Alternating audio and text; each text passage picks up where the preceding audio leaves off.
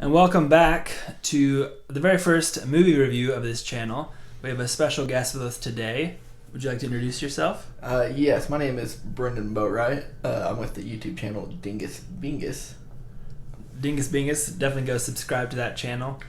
Some good juggling tips. Yeah, I'm doing the first ever vlogging every day. I will be doing it every day starting 3 years from now. Keep in tune for that. Yeah, so you want to hit that subscribe button and turn on notifications. Yes. For that as well. So, for this special Halloween episode, we decided to review a movie, a Halloween movie. So we chose Adam Sandler's newest Netflix movie, Hubie Halloween, that is sure to be a cult classic or an instant hit. Absolutely. So when thinking about what movie, I turned to Brendan.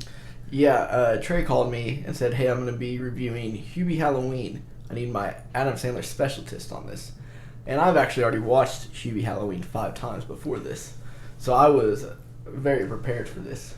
I went ahead and watched another 2 times for the review aspect of it. Yeah, and I'm thankful for that. So why don't you go ahead and give us a quick recap of what the movie's about for those that haven't seen the trailer. Yeah, so it has everything a Halloween movie sets out to be. It has comedy, scares. I think that's it. A very underwhelming plot, which is what you need in a Halloween movie. Yeah, absolutely. Well, for me, the plot that I got was basically there's a special needs adult. And Adam Sandler is horny for playing special needs characters. Yeah. For some reason, he just decides this character definitely needs to be special needs and also bullied by the whole town. So yes. There's a full-grown adult who lives with his mom who loves Halloween, even though he is like terrified of scary. Yeah, one of his main defining traits is he's terrified of everything. So he gets scared very easily, yet he loves Halloween. The entire town bullies him. And you would think, okay, maybe we'll get an understanding of why he loves Halloween. Maybe his dad passed away on Halloween, and it's very memorable to him. We never get that. No reason. Just a fully functioning, fully grown adult who lives with his mom, who is clearly special needs. Once again, can't emphasize that choice was just so odd. Lives with his mom, loves Halloween, and so then it is Halloween, and some spooky mystery happens, and so he tries to solve it or save the town. Essentially, that's kind of the gist of the plot. So, I guess first, you obviously are a Adam Sandler fan. Yes. Would you say you grew up watching his movies? Yes, I would. Okay. Okay, yeah, that's good. I didn't have high hopes for this movie, I guess you could say. I think Adam Sandler is pretty funny. Yeah. That's a good description of Adam Sandler, I think. Pretty funny. Yeah. He's not related to Andy Samberg. Wow. That was a big misconception growing up, is that Andy Samberg and Adam Sandler were related. Really? And I think because they both share an S at the start of their last name. I don't know. Yeah. But a lot of times when you Googled Andy Samberg, a lot of the questions were, is Andy Samberg related to Adam Sandler? Huh. They did star in a movie where they were related, father and son. Yeah. So I'd love to hear your reaction to the movie. What was your initial, thoughts or feelings? After the movie was over, I thought, that was okay. Yeah. I enjoyed myself during that at times. Yeah. Other times I thought, why am I watching this for the 7th time? Yeah. I think that's, to be honest, I thought you were going to, part of me was like, I bet he really enjoyed the movie. I mean, you watched it 7 times. So, yeah. But that was about my reaction. It was like, that's what I expected. Yeah. There was a couple like good chuckles in there. Yeah, just an classic to just go with the projectile vomiting 12 feet comically in front of you. Yeah. Also, within the first 15 seconds of the film. Yeah. Just really set the tone early. Just projectile vomiting And that's the thing. There's like magic, or there's like he has a magic thermos. Thermos, yeah. And that's the thing. He has this magic thermos. It's basically a Swiss Army knife. Basically, in any situation, he pulls it out and can like turns into a flashlight, a megaphone, a grappling hook. A grappling hook, that yeah. He also drinks out of it. Yeah, he always has. That soup one surprised in it. me. Was the fact there was soup in the thermos. Yeah. Out of everything we saw, I thought, no way this thermos has soup in it. Yeah, that is true. It did. But that part, honestly, the thermos part did not bug me as much. But my least favorite part of the movie, the throw up part, because it just was so fake. Yes. And the rest of the movie is like relatively like realistic. Yeah. In a sense, and then my least favorite part of the movie, he uses an inhaler while one of the other characters is talking to him, and he keeps interrupting the character by blowing, like exhaling out the side of his mouth, and it's just like, yeah, it's just a really cheap gag, and it wasn't funny, and those were the two worst parts for me. Yeah. This is a classic Adam Sandler loves to have an underdog story where he ends up getting the girl way out of his league. Yeah. But the problem with this underdog story, he was never really chasing for her. Right out of the gate, she said, "Hey, I love you," pretty much. Oh yeah, it was wild how horny she was for him. Speaking of horny, this has your favorite element in a movie. It has the classic horny nun in it. Yeah. I forgot about that part. Yeah. And yeah, so pretty much the Adam Sandler's love interest was just talking, and the nun comes out of nowhere. We saw her once before. Yeah, just briefly. For about 2 seconds, and you thought, okay, that nun doesn't have any other part in this movie. So yeah, she comes back in and she gives a very topical line of, "I'm asexual, but that girl makes me horny." Just a classic definition of a horny nun. Yeah. Asexual and horny. Yeah. What more do you want out of your horny nun, Trey? Really got some good laughs. Yeah. What do I want out of my nun? A horny nun. That's all I want. It's just asexual and horny. Yeah. Well, some of the top movies I watch, Tombstone, Fast and Furious 8. Yeah. I think, man, these are complete movies. They're just missing one horny nut. Yeah, one aspect would make it top. Like you said, there wasn't really an underdog because in most movies you have like the, I guess like picture perfect girl, and she's like not interested in the guy. She was very interested in him, made it pretty clear, but he was too mentally challenged to realize special needs for some reason, and he was terrified of everything, including asking her out. Once again, there was no reason that this character needed to be played like this. Yeah, he loves speech impediments. Yeah, the water boy, different time. I think it worked like a high school football manager. Yeah. That's like kind of, it makes sense. This one, I don't understand it. It could have been a better movie without the speech impediment. It could have been just Adam Sandler. Yeah. And that's the thing. Not only is he special needs, the entire town bullies him. Yeah. Every maybe 5 minutes or so, there's a scene of him riding his bike along the street, and different objects are thrown at him. Which he catches with this magic thing. Yeah. At one point he does catch, people throw eggs at him and he catches them in the thermos. And that part was dumb. This, Salem, Massachusetts is where this is at. Mm-hmm. And I think it's pretty well known. They love Halloween and they love bullying mentally challenged people. Two things that Salem is known for. Yes. Halloween, burning witches. Now that we know this other aspect, could have been just young ladies with special needs that they burned. Yeah, they probably were. They probably were just young ladies with special needs, got mistaken as witches, burned. Yeah. So there's a lot of just your classic boner jokes. Yeah, The mom thinks that the mom somehow doesn't. she's very well aware of what's going on around the world. Yeah, doesn't know what boners are, And she has no idea what a boner is. so she Had sex before. had a child, but so she at one point mistakes. She tells Hubie she thinks that boner means mistake. So then later he goes on this big She has a speech. shirt that says boner donor, which is one of the funniest shirts I've ever seen. Yeah, pretty good. Yeah. It's like a blood donor shirt symbol, Yeah. but then it says boner donor. So which like this part didn't make any sense. She's like, I think it makes mistakes, like you donate mistakes. Yeah. That doesn't. Lazy writing. Yeah, that doesn't even make sense. So then later he gives a big speech to a bunch of high schoolers about we all make mistakes. I made a big mistake, and he's just using boner each time. Yeah. Classic middle school humor.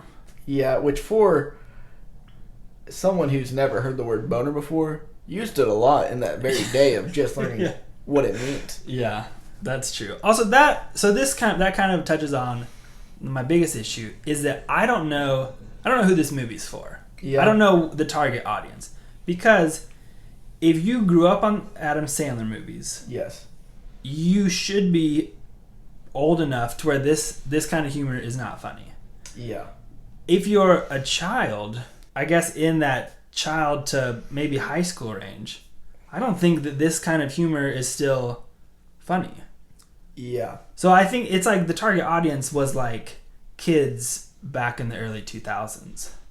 Yeah. That kind of feels like what it was aiming at. Yeah. Well, I was talking to one of your brothers the other day about this, and he brought up the question, did Adam Sandler get less funny over the years, or did our sense of humor just grow? Yeah, that is... And yeah, shout out to Trey's brother. That's a good question. But I think he's better in others. I think he's better in serious roles. Yeah. Longest Yard. Yeah, that was good. That was one of my favorite Adam Sandler movies. Yeah. And also Click. Click is pretty sad. It's more of a serious movie than... I guess it's still a pretty big comedy. Let's get back to the movie. So let's move into spoilers. Okay.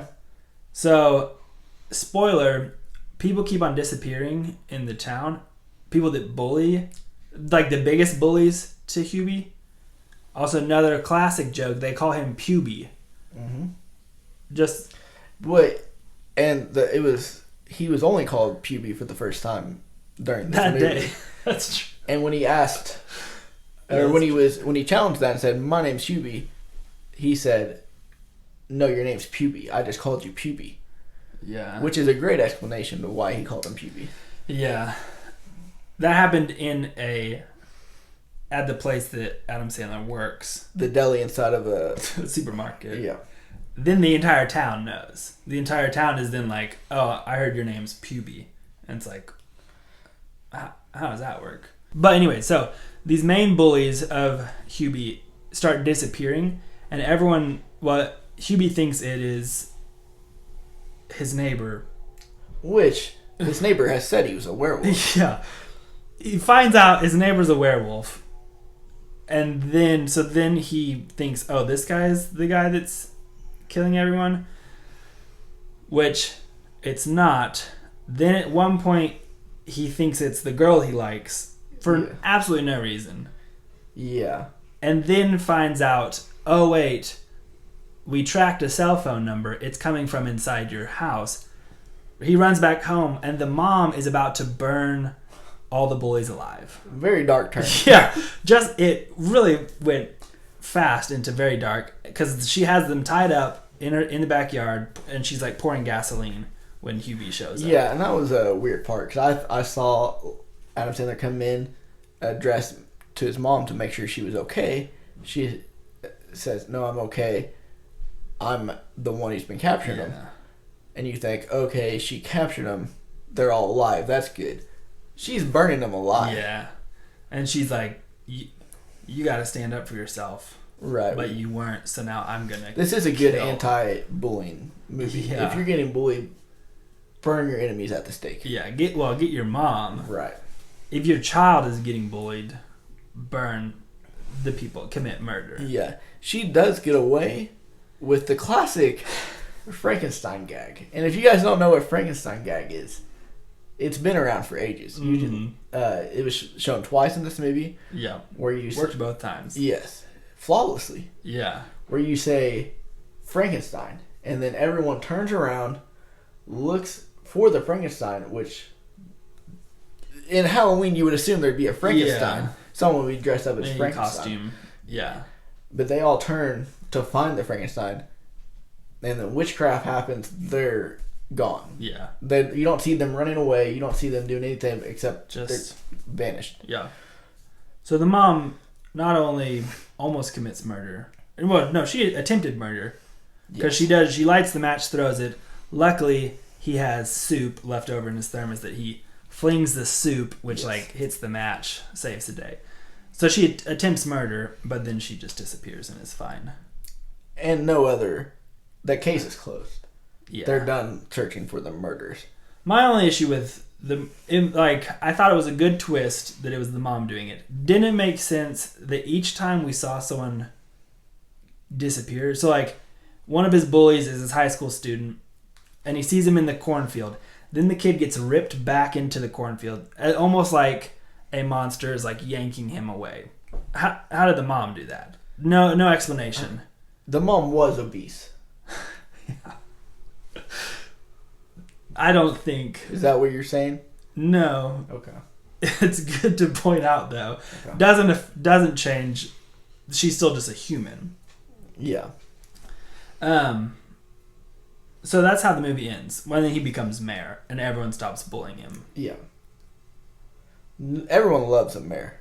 You look at New York City, they love their mayor. If you're the mayor of a town, people love you. Immediately stop bullying you. Yeah. And that's good for Hubie. Doesn't have any qualifications because once again he is, and this is I'm not saying special needs people are bad. I'm saying there's no reason that Adam Sandler needed to play one. Yes. And then without acknowledging, it's fine to play and representation. It's just not. He doesn't acknowledge the fact. He clearly plays him in a way that it's this person. It's funny because he's on special the spectrum. Needs. Yes, he makes a joke out of special needs, and I don't appreciate that. Yeah, that's kind of what the jokes. Not only is he playing the character, he then chooses for the entire town, kids all the way up to the chief of police. Yeah, the entire town bullies him just with no issue. Yes, and that is just the wildest part. Yeah, at one point he went into the high school to give a Halloween speech. Yeah, safety Halloween speech. The principal, superintendent, the school board, someone said, "Hey, let's get this mentally challenged person that everyone strongly dislikes. Yeah. Let's get him in here and give the speech to the kids, which have been bullying him the entire movie, and you have to assume his entire life." Yeah. And they think that's going to go over well. Well, they were mistaken. It did not go. It did not. The entire lunchroom threw food at Hubie. Yeah. The message of the movie wasn't don't bully people. It's don't bully people that can help, that could help you. Yes, bully your mom. Stand up to your mom who's bullying your bullies, who's trying to kill them. The only reason they stopped bullying him was because he saved the day. Well, he saved their... I think they were scared of his mom. Yeah. His mom's a witch. Yeah. That's a well-known fact. His mom is a witch in this movie. And I think Hubie is as well, because he pulled the Frankenstein gag. It was a good plot. Yeah. The writing wasn't poor. The idea of the plot is good. The execution... Yes. Some of his movies... was not. Some of his movies did not have a good plot. What is the first time you were watching a movie and you thought... You had the realization that every movie has a plot? I don't know. Mine was Happy Feet. I went in to watch a movie about a dancing penguin. Uh-huh. Come to find out, there was a much bigger issue. Yeah, it's not just about a dancing penguin. And I walked out of that movie theater thinking, wow, every movie has a plot. Yeah. What would you say, what was your favorite part of the movie? Yeah. Yeah. That was pretty good. Yeah. A good part. My favorite part, so kind of there's some narration throughout the movie, and it's basically just you're listening to the radio, and it's like this very like sultry, kind of sexy like voice, and it's clearly a woman. So at one point he has to go to the radio station, walks in, it's Shaquille O'Neal. Funny. Big twist. It gave me a chuckle. He's a big guy. Yeah. That is funny. And I just didn't expect it.